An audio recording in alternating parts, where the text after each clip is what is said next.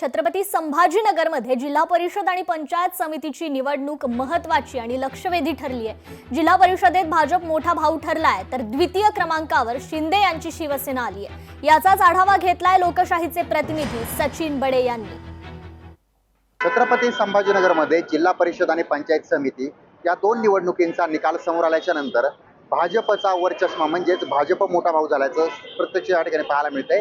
तर सर्वाधिक जास्त विजयी उमेदवार जे आहेत ते भाजपचे झालेले आहेत। आपण थेट जाणून घेऊयात की नेमकं कोणत्या पक्षाचे कसे उमेदवार आलेले आहेत, कारण छत्रपती संभाजीनगरमध्ये पंचायत समितीमध्ये कोणत्या पक्षाला किती जागा आल्या ते पाहूयात। कारण भाजपला 38 जागा, शिवसेनेला 47 जागा, शिवसेना उद्धव बाळासाहेब ठाकरे पक्षाला 13 जागा, तर राष्ट्रवादी काँग्रेस पक्षाला 15 जागा या ठिकाणी आलेल्या आहेत। तर राष्ट्रवादी काँग्रेसच्या 2 जागा आणि त्यासोबतच काँग्रेसच्या 4 जागा आणि एमआयएमनं 2 जागा या ठिकाणी मिळवलेल्या आहेत। आणि महत्त्वाचं म्हणजे अपक्ष 5 जागा ज्या त्या ठिकाणी विजयी झालेल्या आहेत। ही लढत जी होती तेवढीच महत्त्वाची होती, चुरशीची होती आणि या ठिकाणी मोठा विजय जो आहे तो प्राप्त करण्यात आलेला आहे। मोठा विजय जो आहे तो भाजपला या ठिकाणी पाहायला मिळतोय। भाजप हा जो आहे तो मोठा भाऊ झालेला आहे। त्यामुळे छत्रपती संभाजीनगरमध्ये सर्वाधिक जास्त जी लढत आहे, जी चुरशीची लढत जी होती ती या ठिकाणी पाहायला मिळाली।